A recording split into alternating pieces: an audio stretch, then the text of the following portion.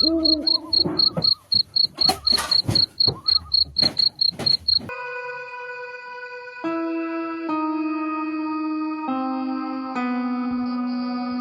bersumpah, setelah kejadian ini aku tidak akan pernah lagi menganggap remeh malam satu suro. Awalnya kami hanya datang ke sebuah desa terpencil untuk menjalani KKN, sama seperti mahasiswa pada umumnya. Tapi semuanya berubah ketika sahabatku nekat melanggar satu larangan yang terus diingatkan warga.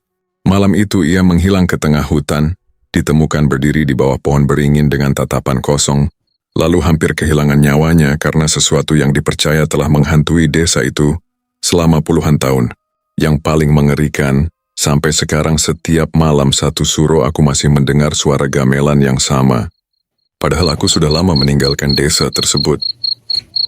Namaku Arga. Saat semua ini terjadi, aku adalah mahasiswa semester 6 di sebuah universitas negeri di Yogyakarta. Seperti mahasiswa pada umumnya, aku dan teman-temanku harus menjalani kuliah kerja nyata atau KKN sebagai salah satu syarat kelulusan. Awalnya, aku menganggap KKN hanya akan menjadi pengalaman biasa, mengabdi kepada masyarakat selama beberapa minggu, menyelesaikan program kerja, lalu pulang membawa kenangan. Aku sama sekali tidak menyangka bahwa perjalanan itu akan menjadi pengalaman paling mengerikan dalam hidupku. Sampai hari ini, setiap kali malam satu suro datang, aku masih teringat pada sebuah desa terpencil yang namanya sengaja tidak akan kusebutkan. Bukan karena ingin merahasiakannya, melainkan karena aku pernah berjanji kepada seseorang di sana untuk tidak membawa nama desa itu ke dalam cerita ini. Yang bisa kukatakan hanyalah letaknya berada di sebuah daerah pegunungan di Jawa Tengah, jauh dari jalan raya, dikelilingi hutan lebat dan sawah yang membentang sejauh mata memandang. Kelompok KKN kami terdiri dari 8 orang. Karena nilai akademikku cukup baik dan dianggap mampu mengordinasikan teman-teman, dosen pembimbing menunjukku sebagai ketua kelompok. Orang pertama yang paling dekat denganku adalah Dimas. Kami sudah bersahabat sejak semester awal. Dimas dikenal sebagai sosok yang humoris, berani, dan seringkali terlalu percaya diri. Baginya, cerita tentang makhluk halus hanyalah dongeng untuk menakut-nakuti anak kecil. Hampir setiap kali mendengar kisah mistis, ia selalu tertawa sambil berkata, "Kalau memang ada, suruh saja mereka muncul sekarang." Selain Dimas, ada Rina, satu-satunya anggota kelompok yang sejak awal terlihat tidak nyaman dengan lokasi KKN kami. Rina bukan orang yang mudah panik, tetapi ia mengaku cukup peka terhadap suasana di suatu tempat. Ia sering mengatakan bahwa setiap daerah memiliki penjaganya sendiri. Meski kami beberapa kali menggodanya karena ucapan itu, Rina hanya tersenyum tipis dan memilih diam. Anggota lainnya adalah Siska yang ramah, Fajar yang gemar memotret alam, Nanda yang pendiam, Bayu yang selalu membawa gitar kemanapun pergi, serta Intan yang paling teliti dalam menyusun program kerja. Kami semua memiliki sifat yang berbeda, tetapi selama kuliah selalu bekerja sama dengan baik. Perjalanan menuju desa tujuan memakan waktu hampir 6 jam menggunakan minibus kampus. Semakin jauh kendaraan melaju, jalanan semakin sempit. Gedung-gedung perlahan berganti menjadi hamparan sawah, lalu berubah menjadi kebun-kebun tua yang dipenuhi pepohonan besar. Sinyal telepon mulai menghilang satu persatu. Kayaknya kita sudah masuk dunia lain, celetuk Dimas sambil melihat layar ponselnya yang kehilangan jaringan. Kami semua tertawa. Saat itu, tidak ada sedikit pun rasa khawatir. Namun suasana berubah ketika kendaraan mulai memasuki jalan berbatu yang menanjak. Kabut tipis menggantung di antara pepohonan pinus. Meskipun waktu baru menunjukkan pukul 3 sore, udara terasa jauh lebih dingin dibandingkan daerah yang baru kami lewati. Sesekali terlihat rumah-rumah kayu tua yang berdiri berjauhan, seolah setiap keluarga sengaja menjaga jarak satu sama lain. Yang paling membuatku heran adalah suasana desa itu sendiri. Terlalu sunyi. Tidak terdengar suara anak-anak bermain, tidak ada orang bercengkerama di teras rumah. Bahkan suara ayam dan burung pun nyaris tidak terdengar. Hanya desir angin yang menggoyangkan daun-daun bambu di tepi jalan. Ketika mobil kami melintas, beberapa warga keluar dari rumah mereka, bukannya melambaikan tangan atau menyambut ramah seperti yang sering kulihat di lokasi KKN teman-teman lain. Mereka hanya memandang kami dalam diam. Tatapan mereka bukan penuh rasa ingin tahu, melainkan seperti sedang mengkhawatirkan sesuatu. Aku sempat membalas senyum kepada seorang bapak tua yang berdiri di depan rumahnya. Anehnya, beliau hanya menundukkan kepala tanpa membalas senyum sedikit pun. Orang-orang di sini pendiam banget ya, bisik. Intan. Aku hanya mengangguk pelan. Mobil akhirnya berhenti di depan balai desa yang bangunannya masih didominasi kayu jati tua. Di sana telah menunggu seorang pria berusia sekitar 55 tahun dengan pakaian lurik dan belangkon hitam. Wajahnya tampak ramah, tetapi sorot matanya menyimpan kelelahan yang sulit dijelaskan. Beliau memperkenalkan diri sebagai Pak Lurah. Sambutan beliau sebenarnya hangat.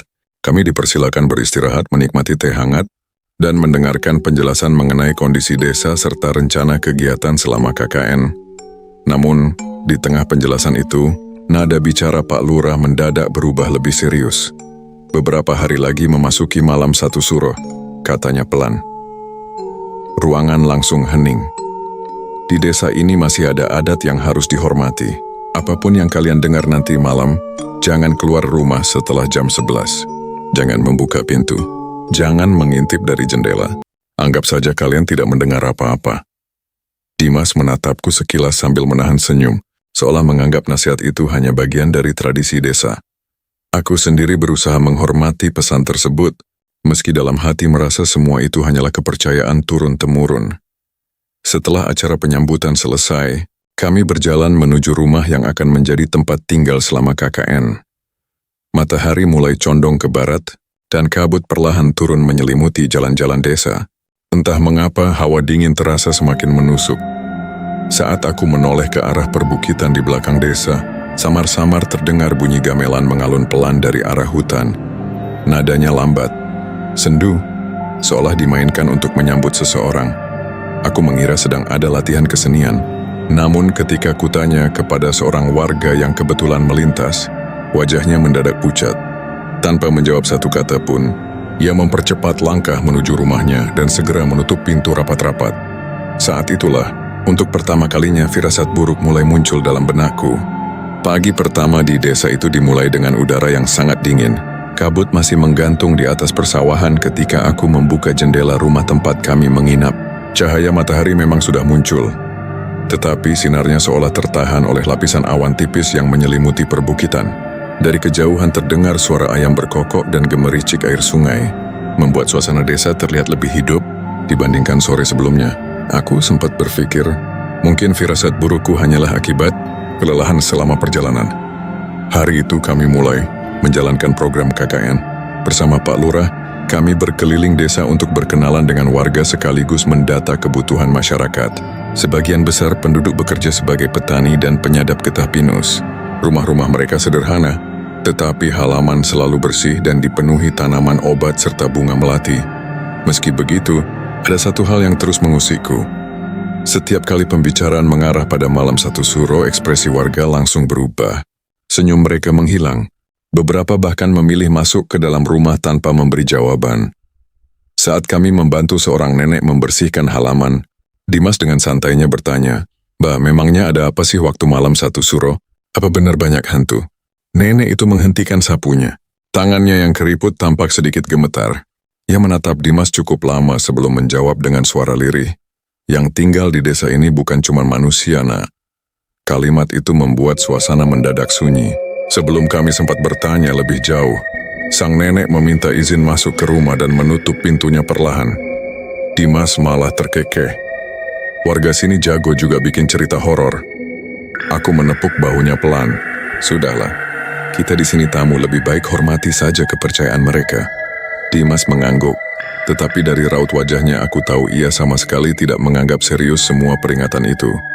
Sore harinya kami mempersiapkan kegiatan penyuluhan untuk anak-anak desa. Saat berjalan menuju balai desa, kami melewati sebuah perempatan kecil yang di tengahnya terdapat anyaman bambu berisi sesajen. Di atasnya tersusun bunga 7 rupa, pisang raja, jajanan pasar, segelas kopi hitam, dan dupa yang masih mengepulkan asap.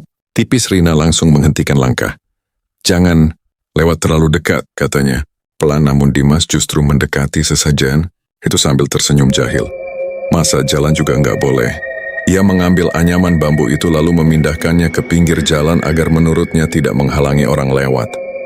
Aku spontan menegurnya, "Mas, jangan sembarangan." "Ah, cuma sesajen. Memangnya ada yang marah?" jawabnya sambil tertawa kecil. Beberapa warga yang melihat kejadian itu langsung saling berpandangan. Seorang bapak tua bahkan menghampiri kami dengan wajah cemas. Nah, kembalikan seperti semula. Melihat keseriusan wajah bapak itu, akhirnya aku dan Bayu membantu mengembalikan sesajen ke posisi semula. Meski begitu, dupa yang tadi menyala kini sudah padam. Bapak itu menghela napas panjang. Semoga belum terlambat. Ucapan tersebut terus terngiang di kepalaku hingga malam tiba. Sekitar pukul 9 malam, seluruh anggota kelompok sudah berkumpul di ruang tengah rumah. Kami sedang menyusun jadwal kegiatan esok hari sambil bercanda. Dimas masih sempat menirukan ucapan warga desa sehingga membuat beberapa teman tertawa. Di luar, angin bertiup semakin kencang. Pohon-pohon bambu bergesekan hingga menimbulkan bunyi berderit yang panjang. Tepat pukul 11 malam, listrik tiba-tiba padam, ruangan langsung gelap gulita. Ya, mati lampu, keluh Bayu. Aku menyalakan senter dari ponsel. Beberapa detik kemudian lampu kembali menyala, lalu berkedip-kedip tanpa henti. Rina yang sejak tadi diam mendadak menoleh ke arah pintu depan. Kalian dengar? Kami semua ikut terdiam. Tok, tok, tok. Terdengar 3 kali ketukan pelan dari luar rumah. Tidak ada yang bergerak. Beberapa saat kemudian ketukan itu terdengar lagi. Kali ini sedikit lebih keras. Tok, tok, tok. Dimas berdiri sambil tersenyum. Pasti warga, aku segera mengingatkan. Ucapan Pak Lurah, jangan dibuka. Namun Dimas tetap melangkah menuju pintu. Sebelum sempat kucegah, ia membuka pintu depan dengan cepat. Udara dingin langsung menerobos masuk ke dalam rumah. Di luar hanya ada halaman kosong yang diterangi cahaya rembulan. Tidak terlihat seorang pun berdiri di sana. Kan, nggak ada siapa-siapa, katanya sambil tertawa kecil. Meski kali ini tawanya terdengar dipaksakan. Kami menutup pintu kembali. Tidak lama kemudian terdengar suara seperti langkah kaki mengitari rumah. Perlahan, berat, seolah seseorang berjalan tanpa alas kaki di atas tanah yang basah. Krik, krik, krik. Suara itu berhenti tepat di samping jendela kamar Fajar yang penasaran mencoba mengintip melalui celah gorden. Ada orang? Tanyaku yang menggeleng pelan. Enggak ada. Tapi aku merasa seperti sedang diperhatikan. Belum sempat kami mencerna ucapannya, dari arah belakang rumah terdengar suara perempuan menangis. Tangisannya lirih, panjang dan terdengar begitu dekat, seolah berasal dari halaman belakang. Tidak seorang pun berani membuka pintu. Malam itu hampir tidak ada yang bisa tidur. Menjelang subuh, semua suara akhirnya menghilang begitu saja. Keesokan paginya, saat aku membuka pintu depan, napasku langsung tertahan. Di atas tanah yang masih lembab, terdapat jejak-jejak telapak kaki berlumpur mengelilingi rumah kami. Anehnya, semua jejak itu hanya mengitari rumah berkali-kali. Tidak ada satupun jejak yang datang dari luar. Dan tidak ada satupun yang pergi meninggalkan halaman. Jejak-jejak kaki berlumpur yang mengelilingi rumah menjadi bahan pembicaraan kami sepanjang pagi. Aku sempat mencoba berpikir logis. Mungkin itu jejak warga yang datang malam-malam, atau anak-anak desa yang sengaja mengerjai kami. Namun, semakin lama ku perhatikan, semakin sulit menemukan penjelasan yang masuk akal. Ukuran telapak kaki itu tidak sama. Ada yang sebesar kaki orang dewasa, ada pula yang sangat kecil seperti milik anak-anak. Yang paling membuat bulu kuduku meremang, semua jejak itu hanya membentuk lingkaran mengitari rumah. Tidak ada jejak yang mengarah masuk ataupun keluar dari halaman. Pak Lurah datang sekitar pukul 8 pagi untuk melihat persiapan kegiatan KKN. Ketika melihat bekas telapak kaki itu, wajahnya langsung berubah pucat. Beliau tidak banyak bertanya, hanya menatap jejak-jejak tersebut beberapa saat sebelum meminta salah. Seorang warga mengambil air yang telah didoakan oleh Mbah Wiryodair itu kemudian dipercikkan, mengelilingi rumah sambil mengucapkan doa-doa dalam bahasa Jawa yang tidak kami pahami. Dimas yang berdiri di sampingku hanya menghela napas. Semakin dramatis saja aku meliriknya tajam. Masih mau bercanda. Ia tersenyum tipis, tetapi kali ini tawanya tidak lagi selepas biasanya. Hari itu bertepatan dengan malam 1 Suro. Sejak siang, suasana desa mulai terasa berbeda. Warga yang biasanya bekerja di sawah sudah kembali ke rumah sebelum matahari benar-benar condong ke barat. Warung kecil di dekat balai desa tutup lebih awal. Anak-anak yang kemarin masih sempat bermain kini sama sekali tidak terlihat. Menjelang sore langit mendadak berubah kelabu. Angin bertiup pelan membawa aroma tanah basah, bercampur wangi bunga melati yang sangat pekat, padahal tidak ada hujan. Sekitar pukul 5 sore Mbah Wiryo datang ke rumah kami. Tubuhnya kurus, rambutnya memutih seluruhnya, dan tongkat kayu selalu menemaninya berjalan. Beliau memandang kami satu persatu sebelum berkata dengan suara pelan, "Malam ini, jangan ada yang keluar rumah. Apapun yang sekalian dengar, jangan dicari asalnya." Aku mengangguk hormat. "Baik, Mbah." Namun Dimas hanya memasukkan kedua tangannya ke dalam saku celana sambil menganggukkan kepala sekadarnya. Sebelum pergi, Mbak Wiryo berhenti tepat di depan Dimas. "Kamu, sejak kemarin ada yang mengikuti." Kalimat itu membuat kami saling berpandangan. Dimas mencoba tertawa. "Mbak bercanda ya?" Mbak Wiryo tidak menjawab. Ia hanya menghela napas panjang, lalu berjalan meninggalkan rumah tanpa menoleh lagi. Malam turun jauh lebih cepat daripada biasanya. Baru pukul 7 malam, seluruh desa telah tenggelam dalam kegelapan. Hampir tidak ada cahaya selain lampu-lampu rumah yang redup.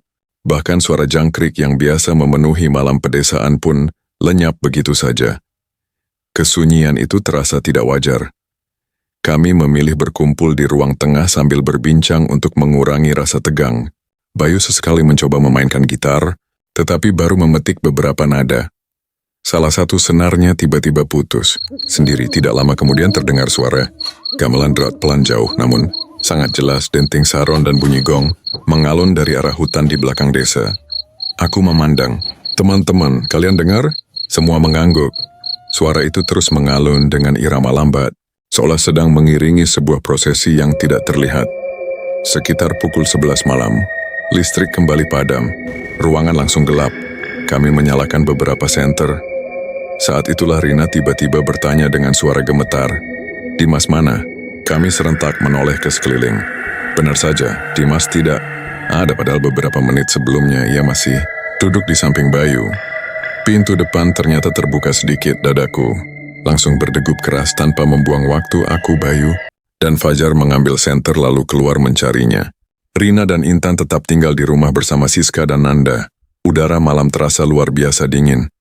Kabut turun sangat tebal hingga jarak pandang hanya beberapa meter. "Dimas!" teriakku. Tidak ada jawaban. Yang terdengar hanya suara gamelan yang kini terasa semakin dekat. Kami terus mengikuti jalan setapak menuju arah hutan. Semakin jauh melangkah, suara gamelan semakin jelas, tetapi anehnya kami tidak menemukan siapapun yang memainkannya. Beberapa menit kemudian, Bayu menghentikan langkahnya. Itu sorot. Senter mengarah ke depan. Di bawah sebuah pohon beringin raksasa berdiri seorang laki-laki, membelakangi kami. Tubuhnya diam, tidak bergerak sedikit pun. Itu Dimas, bajunya penuh lumpur. Kakinya tanpa alas, kedua tangannya menggantung, lemas di samping tubuh. "Dimas!" Aku berteriak sambil berlari mendekat. Namun ia tidak menoleh. Saat aku berdiri tepat di belakangnya, tubuhku mendadak membeku. Di depan Dimas tidak ada apa-apa. Ia hanya berdiri menghadap batang pohon beringin yang sangat besar, seolah sedang memperhatikan seseorang yang tidak bisa kami lihat. "Dimas, ayo pulang." Tidak ada jawaban. Perlahan ia mulai menggumam. Bahasanya asing, bukan bahasa Indonesia, bukan pula bahasa Jawa yang pernah kudengar. Suaranya berat dan terdengar, seperti berasal dari dua orang, sekaligus Bayu menggenggam lenganku. Aku nggak suka. Ini, aku memberanikan diri menyentuh bahu Dimas. Begitu tanganku menyentuh tubuhnya, ia langsung memutar kepala dengan sangat cepat. Matanya terbuka lebar. Seluruh bagian putih matanya berubah kemerahan. Lalu ia menjerit sekeras-kerasnya. Jeritan itu menggema ke seluruh hutan, diikuti embusan angin yang datang tiba-tiba, hingga membuat ranting-ranting pohon bergoyang keras. Sesaat kemudian tubuh Dimas roboh ke tanah tanpa sadar. Pada detik yang sama, suara gamelan yang sejak tadi mengalun mendadak berhenti, digantikan oleh suara tawa lirih seorang perempuan, tepat dari atas pohon beringin tempat kami berdiri. Suara tawa perempuan dari atas pohon beringin membuat kami bertiga membeku. Tidak ada seorang pun yang berani mengangkat kepala untuk melihat ke arah dahan-dahan yang tertutup kabut. Tawa itu pelan melengking lalu perlahan menghilang, digantikan kembali oleh kesunyian yang begitu menyesakkan. "Dimas, bangun Mas." Aku mengguncang bahu sahabatku. Tubuhnya terasa dingin seperti es. Napasnya masih ada tetapi sangat lemah.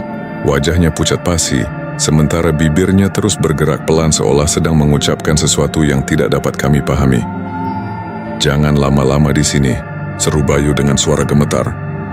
Kami bertiga segera mengangkat tubuh Dimas dan membawanya kembali ke rumah.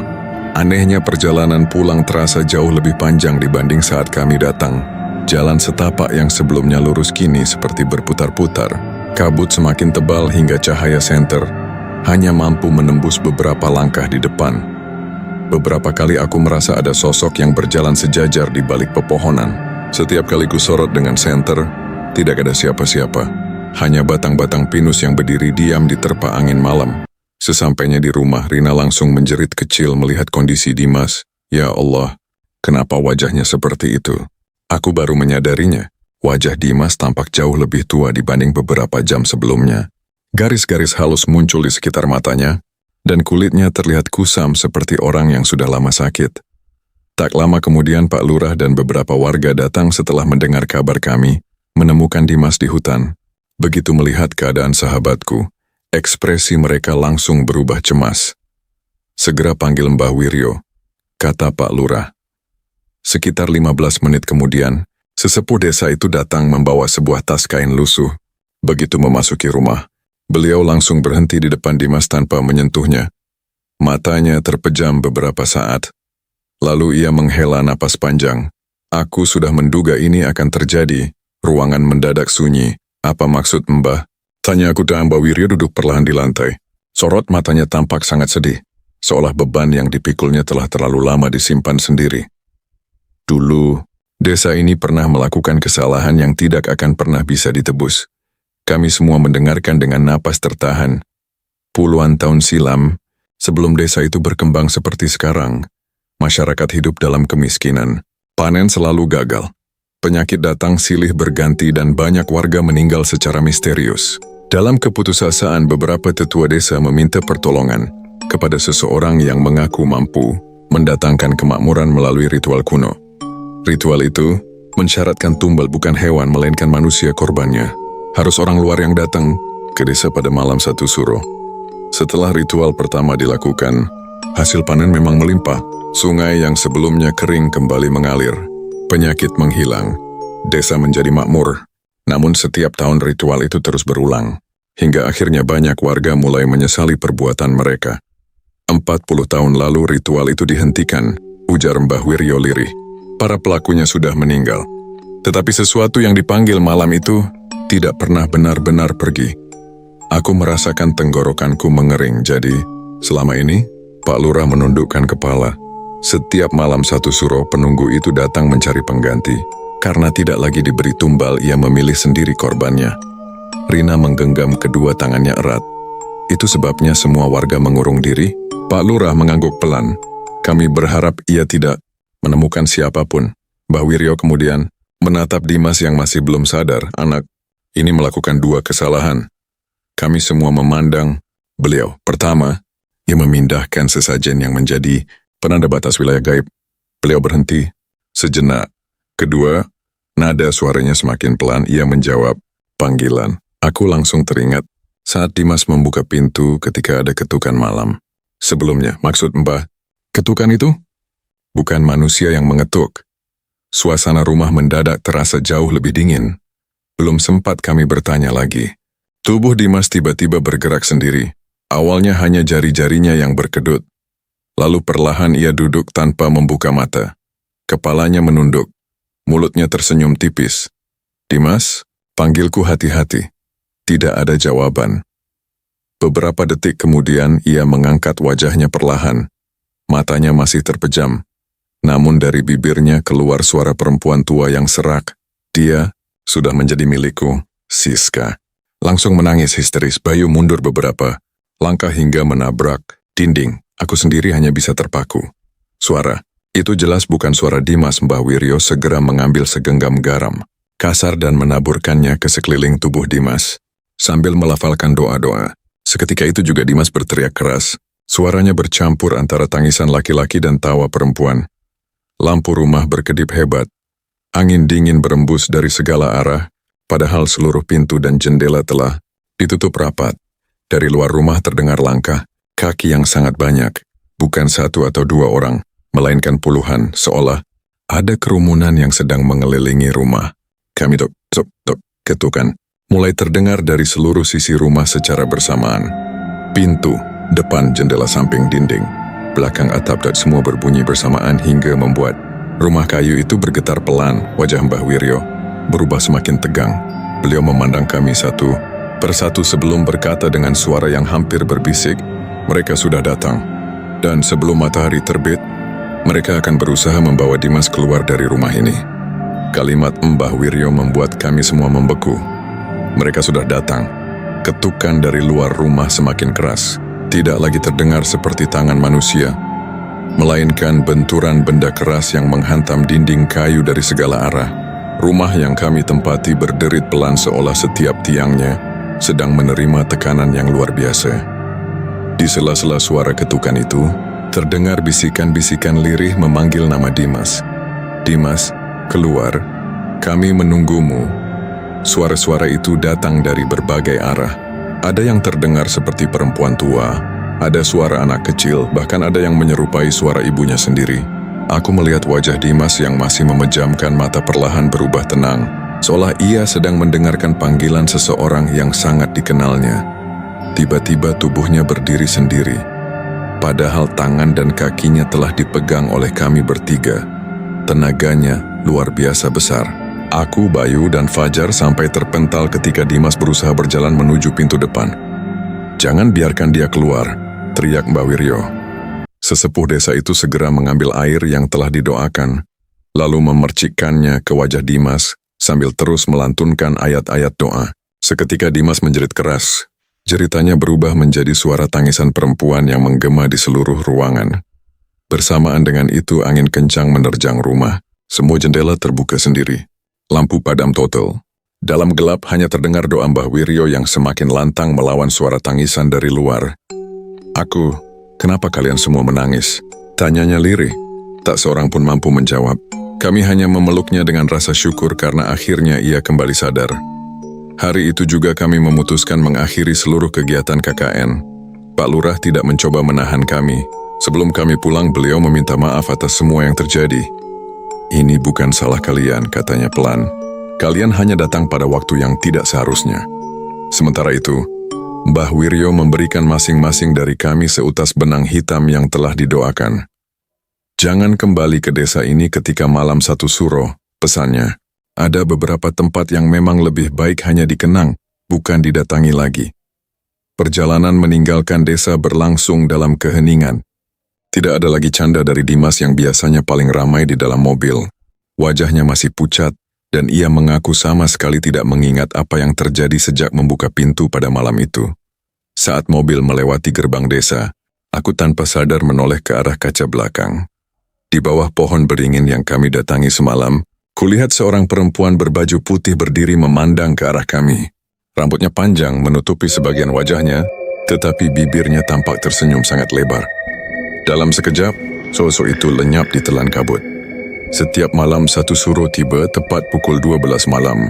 Aku selalu terbangun karena mendengar suara gamelan yang mengalun pelan dari kejauhan. Ketika ku buka jendela, tidak pernah ada siapapun di luar.